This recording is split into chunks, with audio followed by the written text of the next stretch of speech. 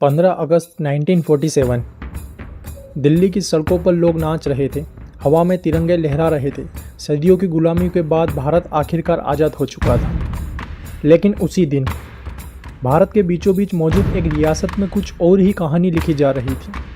वहाँ ना तो आज़ादी का जश्न ना तिरंगा लहरा रहा था, बल्कि वहाँ बंदूकें थीं, डर था और एक ऐसा शासक था जो खुद को भारत से भी बड़ा समझने लगा था। उस रियासत का नाम था हैदराबाद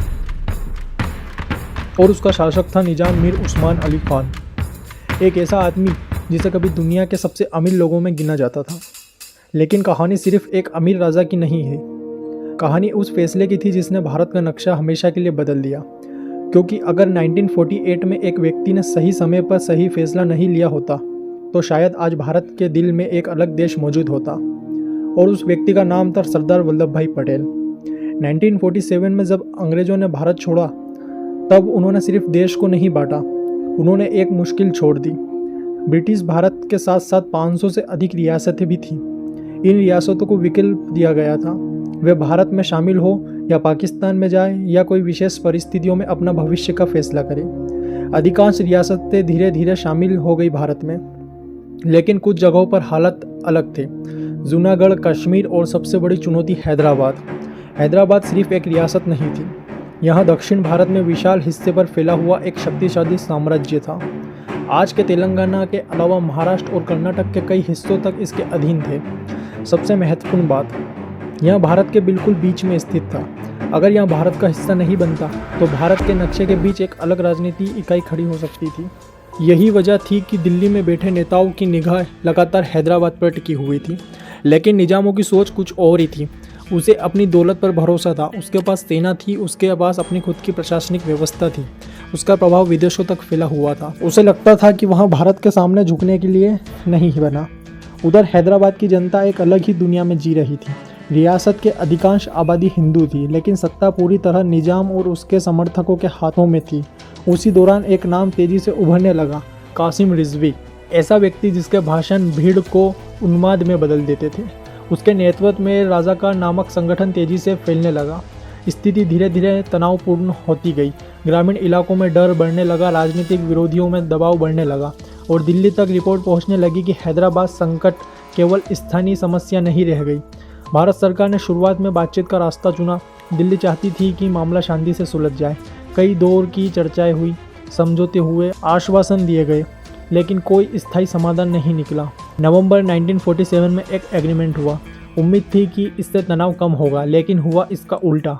समय बीतने के साथ साथ अविश्वास और बढ़ता गया।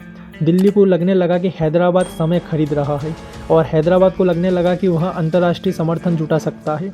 यहीं से कहानी और खतरनाक हो जाती है। खुफिया रिपोर्ट बताने लगी कि रियासत अपनी सैन्य क्षमता बढ़ाने की कोशिश कर रही है, विदेशी संपर्क भी बढ़ा रही है, हथियार जुटाने की कोशिशें कर रही है। दिल्ली में बैठे कुछ लोग अभी भी बातचीत के पक्ष में थे, लेकिन एक व्यक्ति लगातार हालत को अलग नज़रिए से देख रहा था, सरदार पटेल। पटेल के लिए यह केवल एक राजनीतिक विवाद नहीं था, उनके लिए यह राष्ट्रीय सुरक्षा का प्रश्न था। वह जानते थे कि अगर समय निकल गया तो स्थिति और जटिल हो सकती है। हर बीतते महीने के साथ हैदराबाद का संकट बड़ा होता जा रहा था। रिपोर्ट आ रही थी, तनाव बढ़ रहा था और देश का धैर्य भी। 1948 के मध्य तक दिल्ली में यह सवाल खुलकर पूछा जाने लगा, क्या बातचीत वास्तव में काम कर रही है? क्या कोई निर्णायक कदम उठाना पड़ेगा?